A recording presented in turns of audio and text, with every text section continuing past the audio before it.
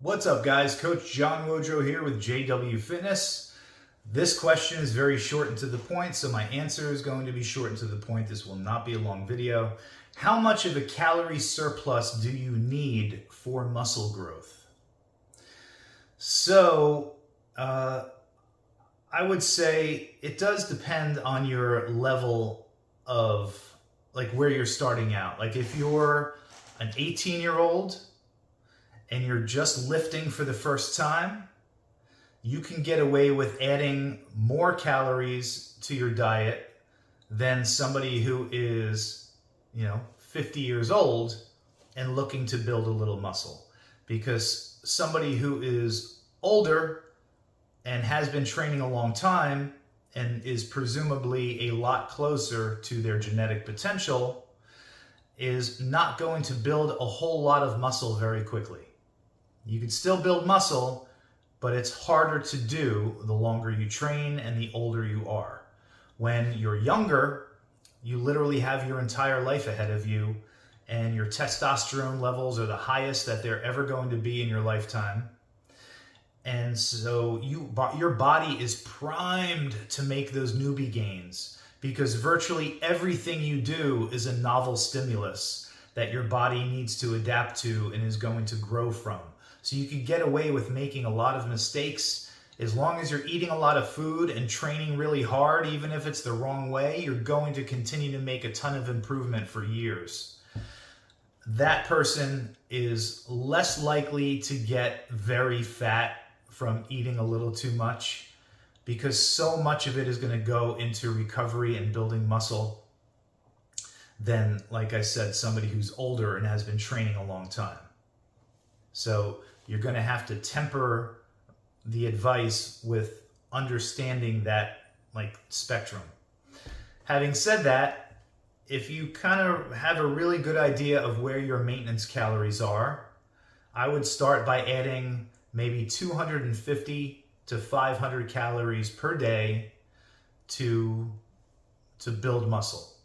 Because even on the high end, that's 500 calories. That's 3,500 calories extra per week. That will put you on average, and it's not exact, but that's an average of a 1 pound gain per week, because 1 pound is roughly 3,500 calories. So 1 pound per week is, I would say, on the high end of where you want to be. You're going to gain a little bit of fat in that process. But that's okay. As long as it's a minimum gain of fat and your muscle gain is outpacing your fat gain, that's a good place to be. So depending on how lean you are, how lean you expect to stay while you're gaining muscle, what your particular goals are, and again, your age and training experience, maybe you want to stay on the lower end of that. Anything less than 250 calories, that's, what is that? That's less than a half a pound per week. That's virtually unnoticeable. It's also very difficult to realistically dial in your calories that accurately on a daily basis to say with 100% confidence, today I am 100% confident I am 250 calories above maintenance. 250 calories is, if you mismeasure some of your food or any store-bought food that you buy, if the label is just off, which labels are allowed to be off, I think by 20% in either direction, it is very possible that you think you're in a 250 calorie per day surplus, but perhaps in reality, you might still be in a calorie deficit.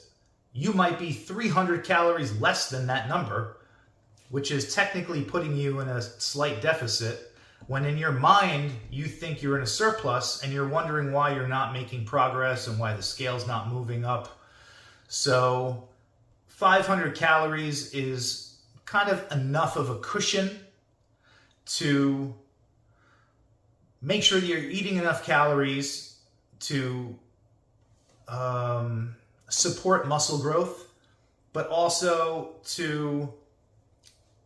it's far enough away from your maintenance calories that if there is any kind of mislabeling fuckery or mistakes with measurement and all that stuff, that you're likely still going to be in reality in a surplus, and you should see the scale start moving up, and you should get some muscle growth from that. Guys, if you appreciate the content, please like and subscribe, and I'll talk to you soon.